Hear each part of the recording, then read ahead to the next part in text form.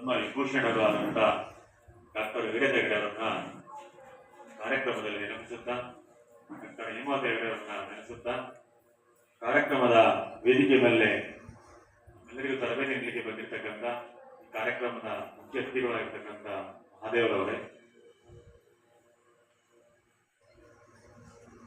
ಶ್ರೀ ಧರ್ಮಸ್ಥಳ ಗ್ರಾಮೀಣಾಭಿವೃದ್ಧಿಯ ಜಿಲ್ಲಾ ನಿರ್ದೇಶಕರು, ಆತ್ಮೀಯರು, ನಮ್ಮೆಲ್ಲರ ಮಾರ್ಗದರ್ಶಕರು, ಸ್ನೇಹಿತರಾದಂತಹ ಕುಮಾರಪ್ಪರವರೇ, ಅಖಿಲ ಕನ್ನಡ ಜನಜಾಗೃತಿ ವೇದಿಕೆಯ ಧನಾಧಿಕಾರಿಗಳು, ಸದಾ ಸನ್ಮುಖಿ ಪಾದಸಂತೆ ನಿಮ್ಮನ್ನೆಲ್ಲ ತರಬೇತಿ ನೀಡತಕ್ಕಂಥ ತಿಮ್ಮಾನಾಯಕರವರೇ, ನೆಲಮಂಗಲ ತಾಲೂಕಿನ ಯೋಜನಾಧಿಕಾರಿಯಾದಂಥ ಶಾರದಾ ಶೆಟ್ಟಿರವರೇ, ದೊಡ್ಡಬಳ್ಳಾಪುರ ತಾಲೂಕಿನ ಯೋಜನಾಧಿಕಾರಿಯಾದಂಥ ಸುಧಾರ್ ಅವರೇ, ಜನಜಾಗೃತಿ ವೇದಿಕೆಯ ಯೋಜನಾಧಿಕಾರಿಯಾದಂಥ ಕಿಶೋರ್ ಅವರೇ, ಜ್ಞಾನಕಾಸ ಯೋಜನಾಧಿಕಾರಿಯಾದಂಥ ಜ್ಯೋತಿ ಮೇಡಮ್ ಅವರೇ, ಎಲ್ಲ ಮೇಲ್ವಿಚಾರಕರೇ ಹಾಗೂ ಪ್ರೀತಿಯ ವಿಪತ್ತು ನಿರ್ವಹಣಾ ಸ್ನೇಹಿತರೇ, ಶಿಕ್ಷಣ ಧರ್ಮಸ್ಥಳ ಗ್ರಾಮೀಣಾಭಿವೃದ್ಧಿ ಎಲ್ಲ ಪದಾಧಿಕಾರಿಗಳು.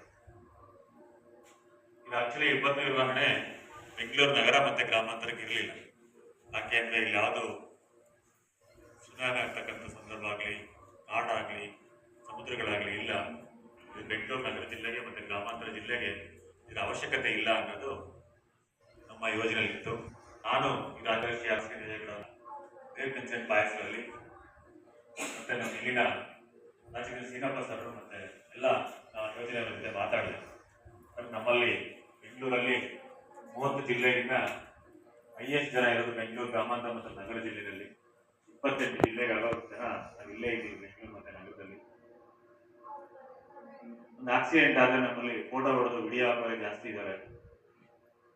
ನಾನು ಒಂದು ಗಮನಿಸಿದ್ದೆ, ಬೂದಿಯಾಳಲ್ಲಿ ಇದೇ ಬೇಗೂರು ಹತ್ರ ಹೈವೇನಲ್ಲಿ ಒಂದು ಆಕ್ಸಿಡೆಂಟ್ ಆದಾಗ ಅವನ ದೇಹ ಅರ್ಧ ಕಟ್ಟಾಗಿ ರಸ್ತೆ ಬಿದ್ದಿತ್ತು, ಇನ್ನು ಅರ್ಧ ದೇಹ ಮಾತ್ರ ಉಸಿರಾಡ್ತಿತ್ತು. ಎರಡು ಬೇರೆ ಬೇರೆ ಆಗಿತ್ತು. ಆ ದೇಹ ಹೇಳಿದಿಷ್ಟೇ, ನನ್ನ ಅಂಗಾಂಗಗಳನ್ನ ಯಾರಿಗಾದ್ರೂ ಅನುಕೂಲ ಆಗದ್ರೆ 5 ರಿಂದ 6 ಜನಕ್ಕೆ ದಾನ ಮಾಡಿ ಅಂತ ಹೇಳ್ತಾ ಇತ್ತು ಅದೇ. ಆದ್ರೆ ನಮ್ಮವರೆಲ್ಲ ಒಂದು 23 ಜನ ವಿಡಿಯೋ ಮಾಡ್ತಿದ್ರು. ವಿಡಿಯೋ ಮಾಡಿ ಅದನ್ನ ಅಪ್ಲೋಡ್ ಮಾಡೋದು, ಸ್ಟೇಟಸ್ ಹಾಕೋದು, ಎಷ್ಟು ಜನ ನೋಡಿದ್ದಾರೆ ಅನ್ನೋ ಪರಿಸ್ಥಿತಿ ಇತ್ತು. ಎಲ್ಲ ಒಂದ್ ಕಡೆ ನಮ್ಗೆ ಸಂಬಂಧಗಳು, ಭಾವನೆಗಳು, ನೋವುಗಳು ಸ್ಪಂದಿಸೋದು ಹೋಗಿದೆ. ನಮ್ಮಲ್ಲಿ ಎಲ್ಲ ಒಂದ್ ಕಡೆ ಒತ್ತಡಗಳ ಜೀವನ ಮಾಡ್ತಾ ಇದ್ದೇವೆ ಅಂತ ಹೇಳಿ ನಾವಂದ್ರೂ ಕೂಡ ಮನವರಿಕೆ ಮಾಡಿ ಈ ವಿಪತ್ತು ನಿರ್ವಹಣೆನ ಬೆಂಗಳೂರು ಮತ್ತು ಗ್ರಾಮಾಂತರ ಜಿಲ್ಲೆ ಬೇಕೇ ಬೇಕು ಅಂದಾಗ ನಾವಂದ್ರೂ ದೊಡ್ಡ ಮನಸ್ಸು ಮಾಡಿ ನಮ್ಮ ಬೆಂಗಳೂರು ಮತ್ತು ಗ್ರಾಮಾಂತರ ಜಿಲ್ಲೆಗೆ ಈ ವಿಪತ್ತು ನಿರ್ವಹಣಾ ಘಟಕವನ್ನ ನೀಡಿದ್ದಾರೆ. ಇವೆಲ್ಲ ಇವತ್ತಿಗೆ ಬಂದಿದ್ದೀರಿ, ಇಂಥ ಒಂದು ಕಾರ್ಯಕ್ರಮದಲ್ಲಿ ಭಾಗವಹಿಸಿದ್ದೀರಿ. ತುಂಬಾ ಜನ ಕೇಳ್ತಾರೆ, ಧರ್ಮಸ್ಥಳ ಸಂಸ್ಥೆಯಲ್ಲಿ ನಮಗೂ ಏನಾದ್ರು ಒಂದು ಪೋಸ್ಟ್ ಕೊಡಿಸಿ. ಯಾವ ರೀತಿಯ ಪಕ್ಷ ಅಲ್ಲ, ಬಿಜೆಪಿ ಕಾಸು ದಳ ಅಲ್ಲ.